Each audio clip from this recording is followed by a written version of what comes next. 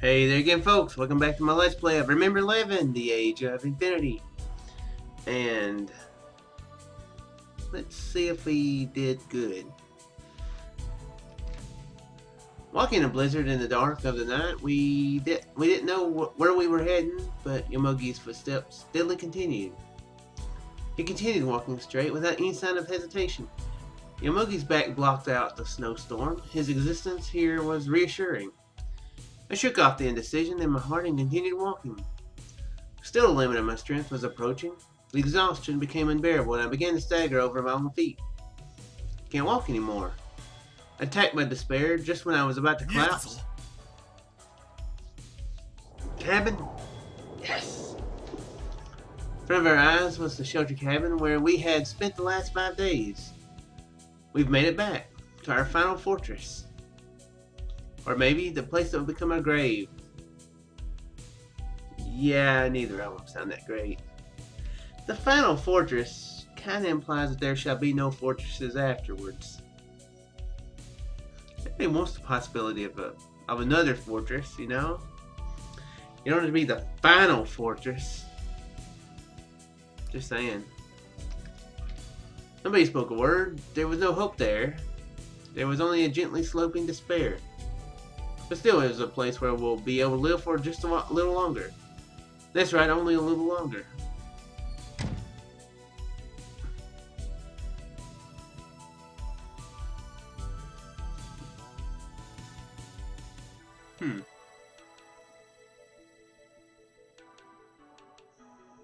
Is it showing the outline of the stuff from the?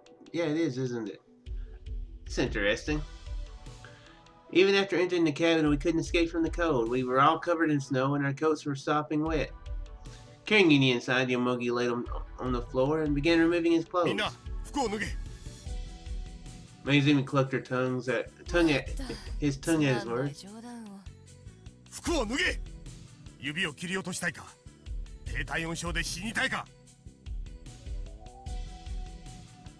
Obediently began to remove my clothes.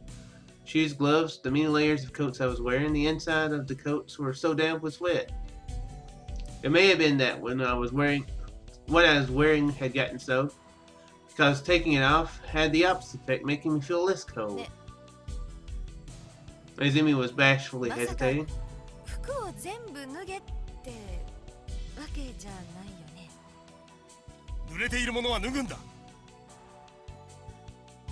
I was embarrassed too, but I kept my mouth shut because it was necessary in our current situation. Okay, good. Good.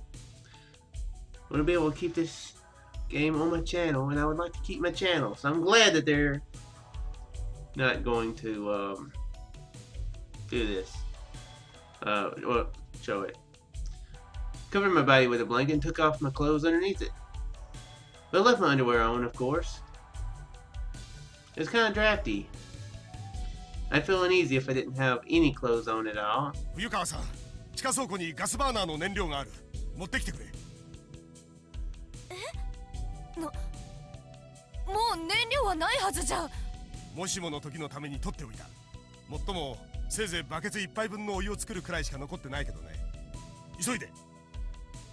Went down to the basement barefoot. Just as Yomogi had said, there was a single container of cassette type fuel left, placed at the very back of the shelves as if hidden. Cassette type. Okay. The only cassette that I know of is like the little tapes that used to go into like the cassette players. Maybe it's a little package of food, fuel, not food, similar to that or something. Finding it, I returned back up. We heated the water with the gas burner. You know, they've got that ladder there. Why are they not burning the ladder? Chop the ladder up and burn it. You know. Mayuzumi desperately held her hands close to the burner. I couldn't compare with the stove in terms of heating power, but having any fire at all right now was very reassuring.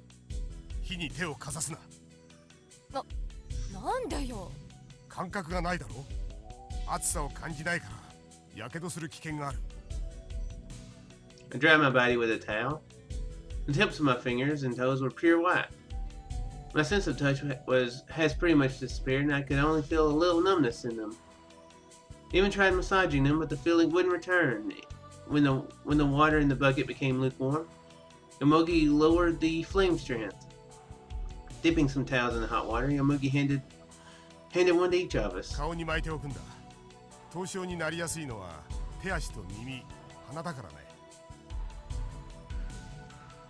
Doing as he told us, I wrapped the towel around my head as if concealing my ears and nose. To an outsider, we probably look pretty silly right now. Well, I'm sure if there was somebody who walked in and was like, "You guys look silly," I'm pretty sure they'd all be pretty happy because it probably means that somebody was there to help them out.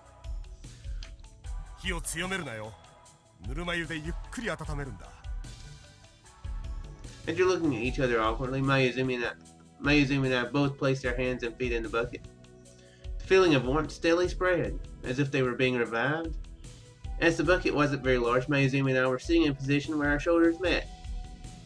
Our four limbs were bumping into each other inside the narrow bucket.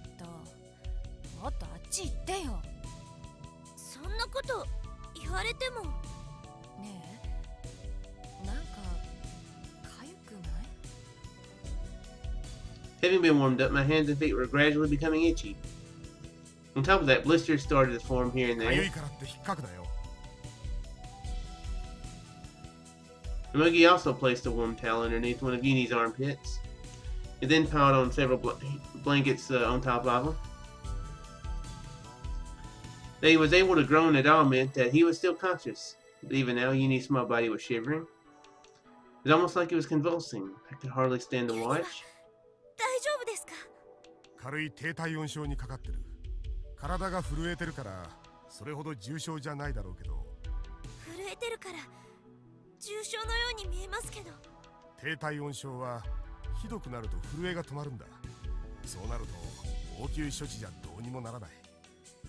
Yeah, makes sense. So, shivering is body's way of keeping itself warm.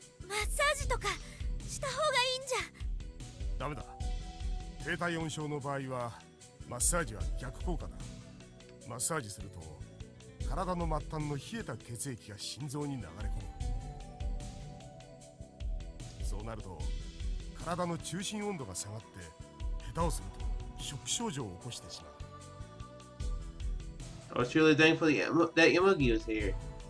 If he wasn't here, we might have ignorantly killed Uni with our own hands. Embarrassed, Yomogi only shrugged his shoulders.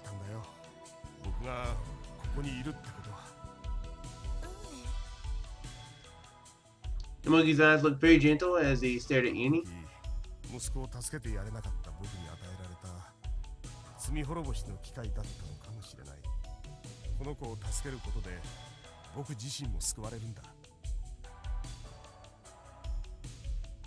After 30 minutes, the feeling in my hands and feet had completely returned. Yomogi and I took turns warming Uni's hands and feet in warm water. Uni's complexion became much better as well. As Yomogi had instructed, I was hugging Uni's body, rolled up inside a blanket. I thought it was just something they said on TV, but apparently lying with our bodies together was effective in itself. The cold in Uni's body was transmitted to me through his skin. I desperately prayed as I kept hugging Uni. Live. You have to live. You can't die. I'll give you as much of my body heat as you want. So live, Uni.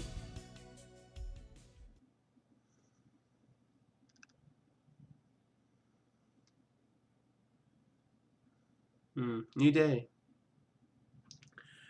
Hasn't been a switch in a bit. Has it? The night was long. Far too long. What's the line in Game of Thrones? Something about the night is long or something? Something like that. I haven't been keeping up with it for a while. Seemed like there was a line in it though. Something like that. Oh well. Completely not important. Light broke through the night. The blizzard outside raged on and on. The demonic screams of the wind rocked the cabin and shook the windows. At this point, the only thing that can penetrate this storm is a miracle. Hugging her knees, Mayuzumi kept shivering as she sat there with a vacant look in her eyes. The several layers of blankets, which she was using to cover herself up, didn't seem to be helping at all. Weak groans escaped her lips, along with the sound of chattering teeth. Yomogi was sitting on his bed, flicking his lighter open and shut continuously. His eyes, now devoid of their flame, stared blankly at the stove. Annoyed with the sound of Yomogi playing with the lighter, Mayuzumi had been pestering Yomogi in a shaky voice to stop since some time ago. But Yomogi hadn't stopped. He's probably doing it so he doesn't fall asleep.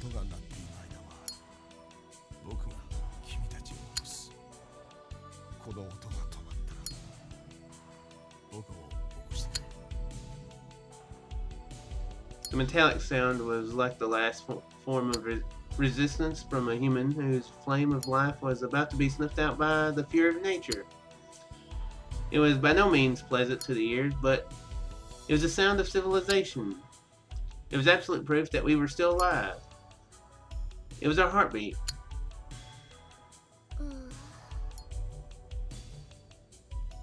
Uni was sleeping in my arms. He had been in a dangerous state of hypothermia, but his body temperature was slowly rising. The heat was returning to his hands and feet as well. According to Yomogi, he was lucky to have survived without losing any fingers. When I heard that, I breathed a huge sigh of relief. Curled up in a ball, Uni's small, soft breath can be heard as he slept on. Even though it's dangerous to sleep while suffering from hypothermia, it'd be even more dangerous to waste his strength at the moment. Should be okay to let him sleep as long as I wake him up every 30 minutes. Wrapped up in my blanket, I stared at my beloved watch, which had been completely scratched up by now.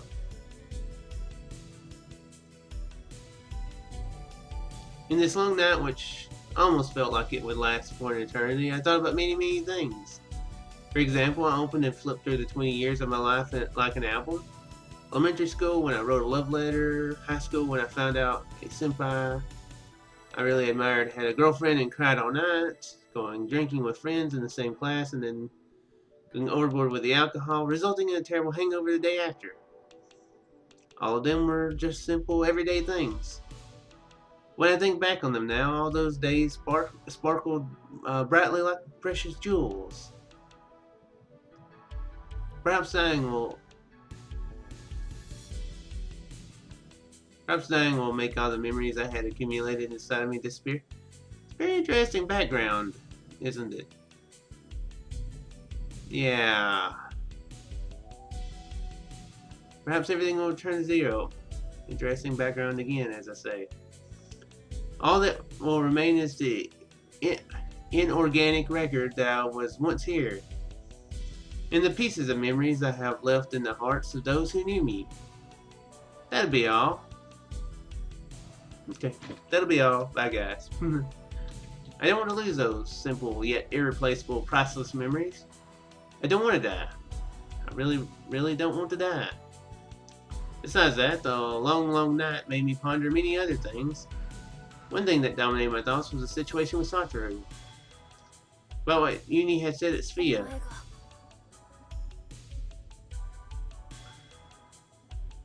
Satoru killed that man. Uni witnessed it. That was why he was so frightened when he saw me in Satoru's body. I believed in Satoru, yet things have happened that have made me lose faith in him.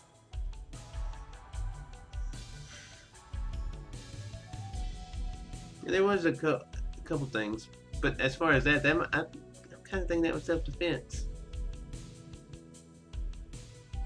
I mean, I don't know that for sure. I saw Satoru as my partner. A partner with whom I shared the experiences of this strange personality exchange phenomenon. In a snowy world where no one else could be trusted, he was the only person I believed in. He had killed someone. Because I was tossed right back into the blizzard, I haven't had time to think about it. But now that I have, it's really frightening. Satoru, he killed that man. No, it wasn't Satoru. The murderer simply cannot be Satoru. Because the person who held the blade was Hattori, not Satoru. Uni must be mistaken somehow. Also,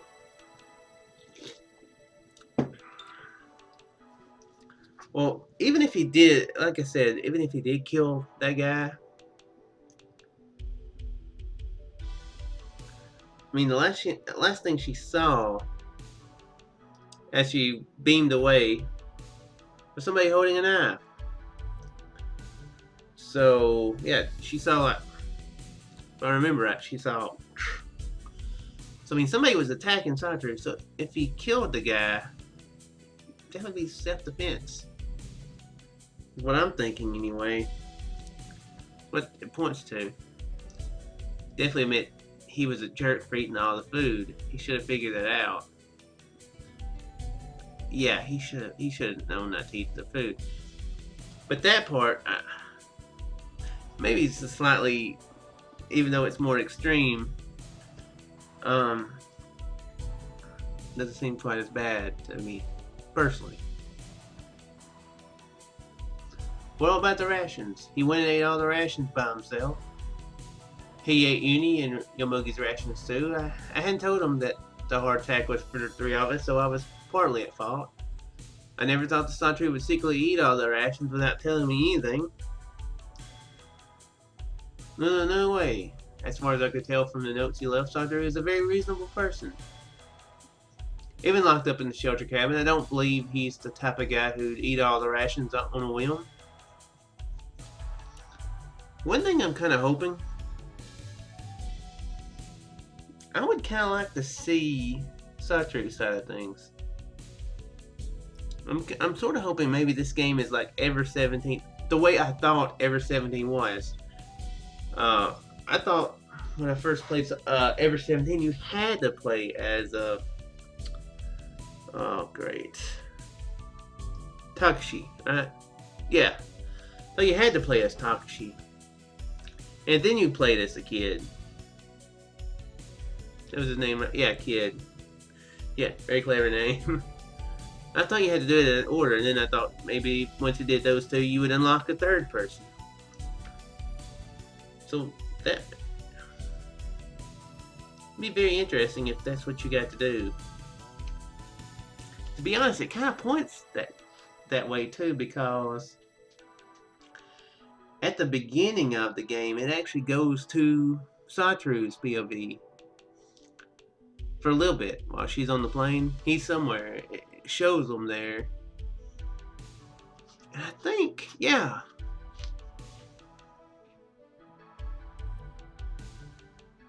Yeah, it's been a while. But yeah, it is from the first person. So it was in his mind, through his eyes. That was right. But anyway, hopefully that'll happen, because I would be very intrigued to know the other half of this story. I mean, just for stuff like how he feels on stuff, you know, his interpretation of it. Seems like a very interesting character. He had some special reason, thinking that he might have left some messages that would serve as a clue. I tried playing the VR, but unfortunately there wasn't anything unusual recorded on it. Flipping through my head quickly, I thought back over everything that happened these 5 days. Now to think about it, when Satoru had eaten the rations, back then he had gone outside. That's right, I'm sure that I was outside the cabin when I transferred back. I don't know exactly why Satoru went outside, but perhaps he had gone out there to do something so that we could all make it back alive. Maybe he had to eat the rations because of that.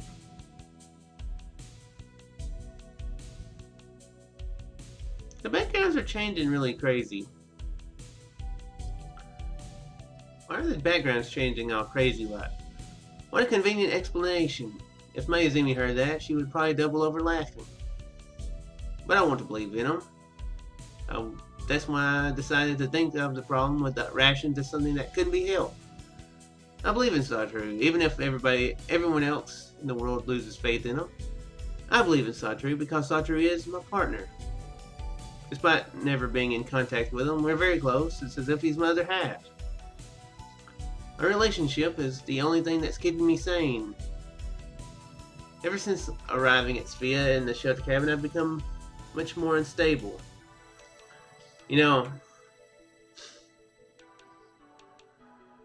if it turns out that she does have DID, these statements are pretty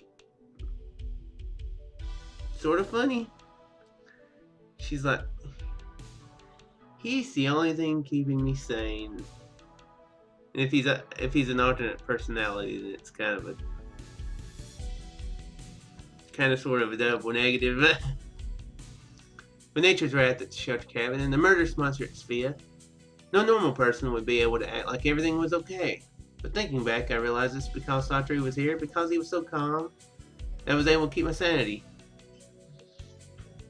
Satoru. I wonder if Satoru is okay. I wonder if Satoru is still alive. I want to see him. See him and to talk to him. I want to hear his voice. I want to touch his hand. Satoru. My partner. My irreplaceable partner. Uni woke up in my arms. Slowly he opened his eyes.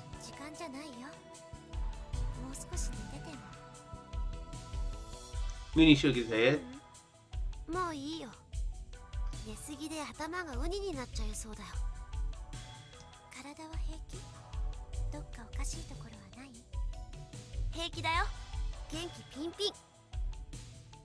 Even though he still looked cold, he had a bright smile on his face. Can't stop worrying now?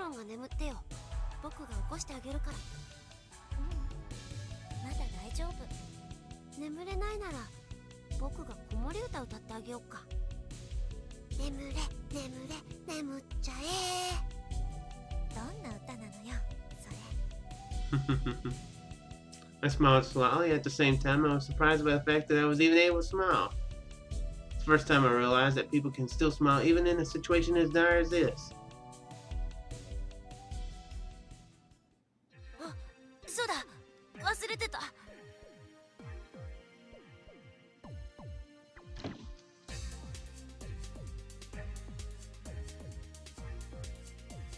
It says, I've been looking at the chapter titles, and it said "Man-Made Miracle,"